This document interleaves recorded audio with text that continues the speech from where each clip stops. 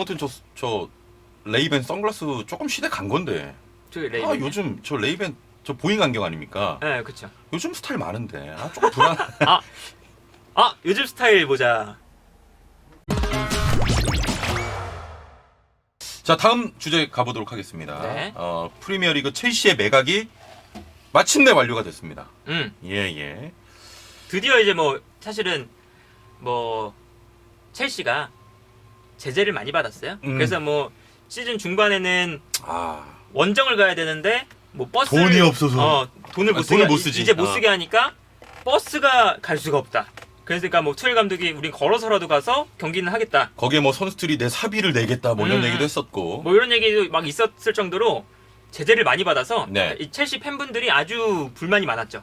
영국 정부에도. 네네. 근데 이제 결국에는 이 토드 보엘리 중심으로 한 컨소시엄이 인수를 한 거죠. 네. 네, 그러면서 이제 토드 보엘리가 뭐 완벽한 구단주는 아니고 컨소시엄이 이제 구단을 인수한 거고 네. 거기에서 이제 주도적으로 이 첼시를 운영할 사람이 토드 보엘리라고 할 수가 있겠습니다. 자, 그 본격적인 내용 들어가기 전에 사실 로만 구단주 같은 경우는 그래도 참 보면 첼시에 애정이 많았잖아요.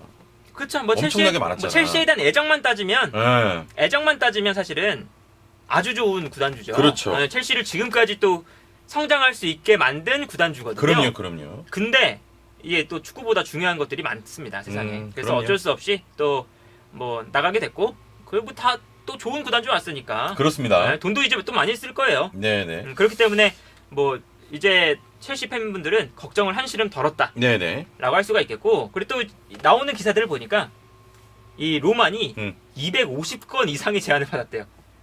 되게 많이 받았네? 그러니까 돈 좀 있는 사람들이 다 달려들었구나. 아니 너무 군침이 돌잖아. 첼시가 돈을 못 버는 구단도 아니고 인수해보고 싶다. 그래서 그렇죠. 250건 이상의 제안을 받았고 100명 이상의 사람들을 만났다. 그 누구지? 그 UFC 선수 있어. 맥그리거라고.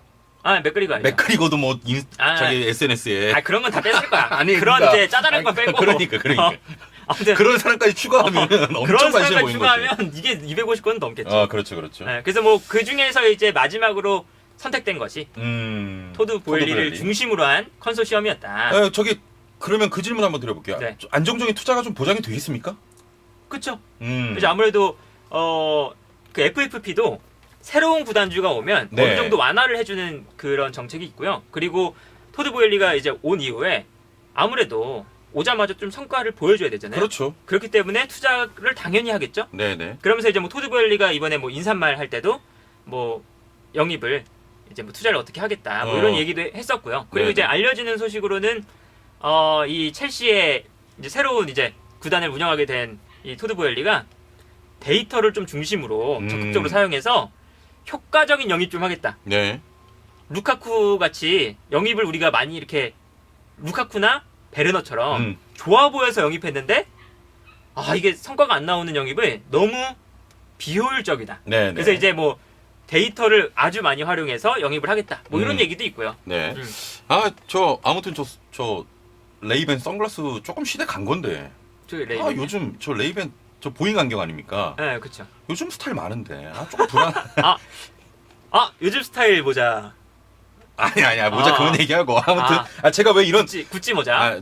왜 안정적인 어떤 투자를 좀 보장받을 수 있냐고 질문을 드렸던 이유는 지금 첼시 같은 경우는 보완해야 될 부분이 한두 가지가 아니에요. 그렇죠. 뭐 중간에 이제 그 로만에 대한 제재 뭐 이런 문제도 있었지만 지금 뭐 루카쿠, 리디거 뭐 다른 뭐 중요한 선수들 다 나가잖아요, 사실. 그러니까 뭐 루카쿠는 나간다고 보기보다, 그러니까 지금 최근 나오는 소식이 뭐냐면 루카쿠가 최근에 에이전트를 해고했어요. 근데 에이전트가 지금 없는데 개인적으로 인터밀란을 만났어. 만나러 간대. 그러니까 그래서 지금 뭐 이탈리아 쪽에 이제 인터밀란에 대한 신뢰도가 높은 기자들이 어떤 보도를 하고 있냐면 루카쿠의 변호사가 인터밀란을 만나기로 예정되어 있더라. 근데 그게 신뢰도가 높은 기자들이 계속 얘기를 하고 있거든요. 그럼 거의 사실 아니야? 그러니까 루카쿠의 변호사가, 그러니까 에이전트가 지금 없으니까 루카쿠의 변호사가 인터밀란을 만나기로 돼 있대요. 그러니까 그런 이제 이야기들이 나오면서 루카쿠가 인터밀란 이제 복귀를 엄청나게 갈망하고 있고 그래서 급여를 삭감하는 것도 감수하겠다. 심지어는 인터밀란의 상황이 아까 바스토니 얘기할 때도 말했지만 좋지가 않아요 재정이. 네. 그러다 보니까 절반 정도 수준까지도 삭감할 용의가 있다. 아니 그 루카쿠는 시즌 중간에도 뭐 옳지 않은 인터뷰를 했잖아요. 그렇죠. 오지게 싫은 거 아니야? 그치. 첼시가? 그러니까 이 루카쿠는 이 선수가 등치는 이렇게 크고 한데 좀 멘탈이 약해. 그래서 자기가 좀 안 풀리면 진짜 계속 안 풀리고 네. 자기가 탄력을 받아서 잘하면 또 계속 잘해요. 그러니까 인터밀란에서 그랬죠. 인터밀란에서 탄력을 받아서 이제 잘하니까 그렇죠. 자기가 왕인 거야.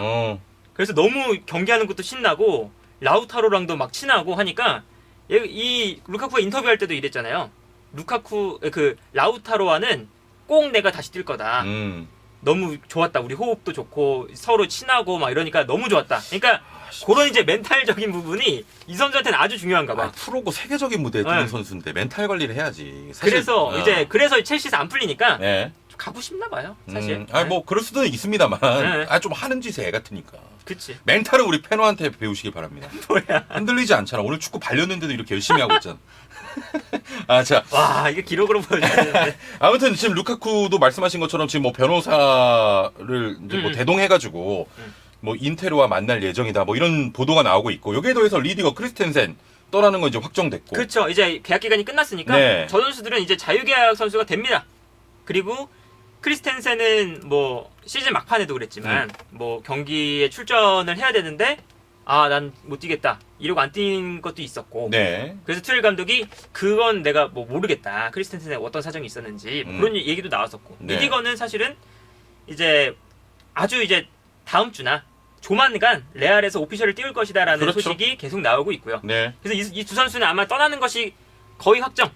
한 99%. 정말 이제 기적이 일어나서 재계약에 막 협상한다거나 네. 이런 게 아닌 이상은 떠날 거고 알론소와 크리스텐센 이 선수들도 알론소와 아스필리쿠에타 네. 이 두 선수도 떠날 가능성이 높아요.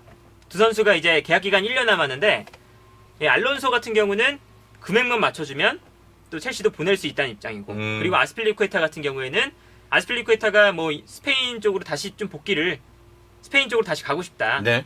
라는 이야기를 하고 있고 그리고 여기에 더해서 조르지니오와 캉테도 계약 기간이 1년 남았어요. 그런데 이 첼시의 지금 보드진들이 이 재계약을 할지 말지를 고민하고 있어요. 그러니까 왜 그러냐면 조르지니오와 캉테의 퍼포먼스가 좀 떨어져서 작년에 챔피언스리그 있을 때보다 많이 떨어졌거든요. 네. 그리고 특히 캉테가 사실 지난 시즌에 챔피언스리그에서 보여줬던 퍼포먼스는 정말 대단했거든요. 진짜 최고였는데. 심지어 이번 시즌 챔피언스리그 우승팀이 레알 마드리드잖아요. 크카모 조합을 상대로 혼자서 무쌍을 찍었습니다. 네. 그래서 혼자 볼 다 뺏고 볼 전개 다 하고 그랬던 선수인데 이번 시즌은 좀 실망스러웠어요. 네. 저 선수의 좀 폼이 많이 떨어지는 시즌이었기 때문에 1년 남은 상황에서 재계약을 해버리면 좀 이제 위험 요소가 많다. 그렇죠. 그래서 이제 첼시가 중원 자원들도 좀 이제 슬슬 세대 교체에 좀 접어들어야 되는 것이 아니냐. 네. 이런 이야기도 나오고 있고요. 그러면서 지금 첼시는 어떻게 보면 싹 갈아엎어야 되는 그런 상황이기도 합니다. 그쵸, 말씀하신 것처럼. 딱 봐도 한 7명이 나가니까. 주축 선수들. 수비라인 2명, 좌우 윙백 1명씩, 미드필더 최정방 공격수, 뭐 주전급 6명 지금 저희 띄워드린. 뭐 이제 이런 네. 요렇게가 이제 아마도 첼시가 영입해야 되는 위치일 거예요. 그렇죠. 왜냐면 일단 수비 라인에는 리디거, 크리스텐센, 아스필리쿠에타가 나가잖아요. 근데 이제 여기에 이제 백업 선수로 이제 임대를 보냈던 선수들이 돌아와요. 네. 콜윌이나 아니면 코릴이 이제 돌아오거든요. 그래서 코릴이 뛸 수도 있고 뭐 그런데 이렇게 유망주들이 다시 임대로 복귀하는데 이 선수들을 주전으로 뛸 수는 없잖아요. 그리고 찰로바, 말랑사르 네. 이런 선수들이 또 주전으로 뛰긴 어렵고 그러면 결국엔 센터백 라인에 남는 게 티아고 실바 한 명이에요. 그러다 보니까 티아고 실바 한 명을 주전 두고 티아고 실바도 사실은 좀 이제 나이가 주전 경쟁을 할 수 있는 선수를 영입해줘야 되는데 거기까지는 영입을 좀 무리일 것 같고 결국엔 리디거와 아스필리쿠에타 자리 좌우 중앙 수비수 자리를 새로 영입을 해야겠다. 네네. 그래서 이제 나오고 있는 이적설이 쿤데 그리고 뭐 그바르디올 뭐 이런 선수들과 이적설이 나오고 있죠. 그러면 토트넘과 좀 경쟁을 많이 해야 되겠는데. 그렇죠. 네. 그래서 토트넘 입장에서도 이게 첼시도 뭐 돈 쓸 거고. 첼시가 뭐 토트넘만큼 돈을 안 쓰는 구단이 또 아니에요. 그러니까요. 그래서 이제 토트넘도 이제 첼시와 경쟁을 좀 강하게 해야 되죠. 센터백을 영입하기 위해서. 네네. 그래서 첼시 같은 경우는 센터백 라인에서는 이제 영입설이 많이 나고 있고 여기에 대해서 알론소가 이제 없으니까 왼쪽 윙백 아, 그리고 중원에 조르지뉴와 캉테를 대체할 이제 중앙 미드필더 그리고 예. 최근에 나오는 건 뭐 라이스 물론 이제 갤러거가 돌아오기 때문에 갤러거를 중원으로 쓸 수도 있지만 이 선수가 B클럽에서 주전으로 뛰어본 경험은 또 없기 때문에 그래서 이제 뭐 정말 그냥 주전을 믿고 쓸 수도 없는 상황이고 그러다 보니까 중원 쪽에 라이스 같은 좀 괜찮은 프리미어리그 내에서도 아주 좋은 퍼포먼스를 보여주는 선수를 영입해서 좀 같이 가는 것도 어떻겠느냐 네. 이런 이야기도 나오고 있고요. 그리고 이제 오른쪽은 이 아스필리쿠에타가 사실은 이 멀티 자원이라서 좋았던 게 오른쪽 중앙 수비수 그리고 오른쪽 윙백까지 뛸 수 있는 선수였잖아요. 그래서 이 두 자리가 아주 안정적이었어요. 근데 아스필리쿠에타가 없으면 오른쪽 중앙 수비수도 영입해야 되고 오른쪽 윙백 자리도 비는 거예요. 제임스가 주전이지만 제임스의 백업 자리를 또 구해야 되죠. 네. 그렇기 때문에 오른쪽 윙백 자리도 필요하고 그리고 루카쿠가 나가면 당연히 스트라이커도? 루카쿠 대신할 스트라이커 아, 베르너도 이제 나갈 이야기가 있기 때문에 베르너 대신 뛰어야 될 스트라이커 그러면 뭐 이번 이적 시장에서 첼시도 돈을 많이 써야 될 것 같습니다. 아주 많이 써야죠. 거기에 대해서 지금 오늘 뭐 구단주 매각 이야기를 했으니까 네. 지금 뭐 첼시 구장도 이게 적자가 굉장히 많이 난다는데. 그러니까 이거는 이제 첼시 팬분들이 이제 많이 들으셨을 소식인데 네. 스탠포드 브리지가 아주 오래된 구장이에요. 1877년에 개장을 해서 진짜 오래됐다. 1905년에 이제 리모델링 한번 하고 네. 그래서 지금 B클럽인데 4만 1000석밖에 수용을 하지 못해요. 그러니까 뭐 깜프누 뭐 한 8만 명 넘게 하고 하잖아요. 그런 거에 비하면 너무 이 관중 수입이 없는 거지. 관중 수입이 사실은 상당한 돈을 그럼요. 차지하는데. 예. 그래서 어떤 조사가 있냐면 아스날보다는 한 4,500억 정도 덜 번다. 덜 번다고. 네, 관중 수입이. 그리고 맨유보다는 한 6,700억 정도 덜 번다. 많이 차이 나네. 많이 못 보는 거예요. 그러니까 계속 4만 명만 들어와야 되니까 꽉 차도. 네. 그래서 이번 시즌 평균 관중 수가 한 4만 명이 좀 넘거든요. 4만 명 정도 되거든요. 근데 사실은 6만 명, 8만 명 늘면 더 훨씬 늘 수 있거든요. 첼시는. 근데 원래 첼시라는 구단에 맞춰서는 한 6, 7만 명 들어와야 되는 거 아니야? 그렇죠. 근데 이게 문제가 뭐냐면 이 구장이 아주 낡았잖아요. 네. 섣불리 중축을 못 해요. 시설이 낡았으니까 아예 부수고 다시 져야 돼. 뭐 일부만 조각조각해서 네. 리모델하면 위험하다 이거구나. 그렇게 이미 해왔고 이제 해왔던 게 이제 더 이상 할 수가 없어. 그래서 그래서 아예 저 지금 저 반대편에 있는 거 있죠. 네. 지금 사진에 보이는 저기 어. 저기가 이제 과거 사진하고 이제 비교가 된 이런 사진들이 많아요. 네. 흑백 사진인데 똑같이 생겼어. 그래? 그때부터 똑같이 온 거야. 저 이제 이 나 있는 저 관중석이. 그러다 보니까 이걸 이제 부수고 다시 줘야 되는데 문제가 뭐냐? 첼시가 풀럼 지역에 있어요. 예. 그러니까 런던에서 첼시 쪽에 있는 게 아니라 풀럼 쪽에 있어. 근데 풀럼 쪽이 런던에서도 아주 비싼 땅이래요. 노른자. 네, 뭐 강남이라고 보면 되죠. 강남이라고 봐야 예. 되는데 그러니까 이거를 다 부수고 짓기에는 너무 비용이 너무 많이 드는 거예요. 그러니까 왜냐면 부수고 지으려면 주변에 피해가 가니까 주변에도 뭐 이렇게 보상금 줘야 되죠. 그리고 이제 지하철역도 이것 부수면 지하철역도 다시 구멍을 또 내야 된대요. 뭐 그런 게 있으니까 돈이 어마어마하게 들어. 그래서 이거 어떻게 해야 되나 했는데 로만이 사실은 다시 지려고 했어요. 부수고. 예. 근데 이제 반발인가 막 그랬다는 거 같은데. 반발이 좀 심해요. 예. 이 피치오너스 그룹이라고 이 첼시는 재미있는 게 이 구단의 이 구장 그리고 구단의 명명권 첼시 FC라는 그 명명권을 첼시가 갖고 있지 않습니다. 예. 피치오너스 그룹이라고 비영리 단체가 가지고 있어요. 첼시 비영리 단체. 맞아. 그러니까 왜 그러냐면 이 첼시가 과거에 재정난 때문에 이 구단주가 요 첼시 구장을 부동산 업자들한테 팔았어요. 근데 그 부동산 업자들이 받아서 이게 너무 좋은 땅이잖아. 그러니까 축구구장은 효율이 너무 안 나와.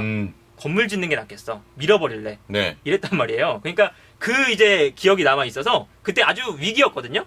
그래요. 쪼개가지고 이렇게 지분을 그러니까 그 다음에 이제 온 구단주가 1파운드에 첼시를 샀어요. 네. 1파운드. 그러니까 너무 빚이 많고 이러다 보니까 1파운드에 사서 그 부동산 업자들한테 다시 가져왔어. 근데 다시 가져올 때 다시 가져온 이후에도 좀 재정난이 좀 있었어요. 네네. 그러다 보니까 이 구장의 명명권과 구장을 팔아야 돼. 그래야 수익이 나니까. 근데 또 다시 그냥 아무데나 팔면 그런 일이 또 반복될 수 있을 것 같아. 그래서 비영리 단체를 만들어서 쪼갠 거지. 네네. 그래서 주식처럼 판 거죠. 근데 이제 그 주식처럼 파니까 문제가 이거에 구장과 관련된 사람들이 너무 많아. 그렇지. 그래가지고 반대하는 사람도 너무 많고 이걸 증축을 하는 것도 뭐 찬성 반대 너무 많고 이러다 보니까 진전이 안 되는 거예요. 이건 아깝네. 그래서 구단인데 이 피치오너스 그룹이 증축을 할 거면 나가라. 니는 뭐 나가서 한번 따로 져봐라 로만한테. 그래서 로만이 따로 나가서 질까 생각해봤는데 이건 또 너무 아닌 거야. 이름을 못 쓰거든 일단. 대신 너 나가서 지으면 첼시라고 못해. 첼시 FC라고 말하고 다니지 마. 그건 우리가 가지고 있는 거니까. 명명권이 있으니까. 그럼 첼시 유나이티드 막 이렇게 바꿔야 돼. 그건 또 아니야. 그래서 로만이 어떤 것까지 했냐면 몰래 그 피치오노스 그룹의 그 주식처럼 이렇게 돼 있잖아요. 나눠져 있잖아요. 그 지분을 몰래 막 샀어. 그 지분을 높여서 그냥 다 찬성표를 만들려고. 그러다 걸렸어.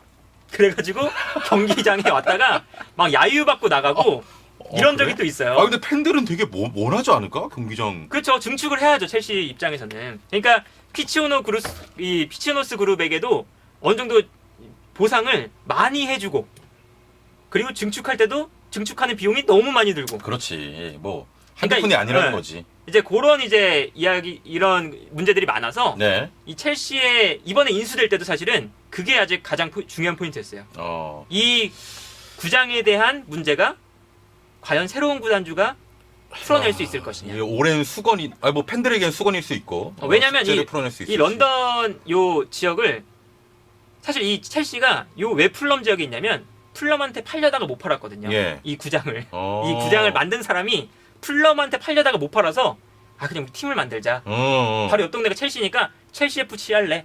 그래서 만들어진 거거든요. 그래서 로만이 있었으면 아마 그런 거 다 감수하고 그냥 내가 어마어마한 자본을 투입해서 그렇죠. 다시 했을 거예요. 그러니까 그래서 하다 안 되니까 결국엔 그냥 피치오노스 그룹 너네가 원하는 대로 다 맞춰줄게. 다 맞춰줄게. 그래서 그럼 내가 돈이 많이 나가지만 다 맞춰줄 테니까 한번 하자. 증축하자. 라고 했었는데 그때 이제 로만이 쫓겨나게 된 거지. 그러니까 요런 이제 문제도 풀어내야 된다. 뭐 명명권을 갖고 있으니까 뭐 함부로 나가서 뭘 짓기도 어렵고. 그렇죠. 이렇게 보면은 또 어떻게 보면 레비가 경영 같은 거 참 잘한 것 같아. 그렇죠. 뭐 레비는 뭐 여러모로. 뭐 레비도 그렇고 뭐 페레스도 그렇고 욕먹는 구단 이제 운영하는 사람들이 구단 운영하는 사람 중에 욕을 많이 먹는 사람들이 있어요. 그런 사람들이 오히려 구단한테는 좋다. 네네. 아니 경기장도 아주 멋지게 줘놓고 거기서 공연하고. 레비 같은 경우는 그런 게 있죠 또. 그 토트넘이 새로운 구장을 질 때 중계차가 안 와도 되는 구장을 만들었어요. 안에 중계 시설을 다 붙여놨어. 엄청난 돈을 들여서. 네네. 그랬더니 코로나가 터지니까 경기가 취소가 되는 거야. 그렇지. 여러 군데서. 근데 취소가 되니까 중계차가 막 갈 수가 없잖아요. 바로바로. 그러니까 중계차가 못 가면 무조건 토트넘이야. 토트넘 경기에 바로 다시 잡아. 그래서 토트넘 경기가 그것 때문에 또 이득을 많이 봤다 하더라고요. 네네. 알겠습니다. 아무튼 뭐 첼시 저희가 말씀드린 것처럼 새롭게 이제 매각이 됐고 새로운 체제에서 시작을 하는데 아마 선수 영입도 많이 될 거고 또 방금 전에 말씀드린 것처럼 이 숙제를 과연 해결할 수 있을지 그쵸. 지켜보도록 하겠습니다. 자, 두 번째 주제도 여기서 마무리해 보도록 하겠습니다.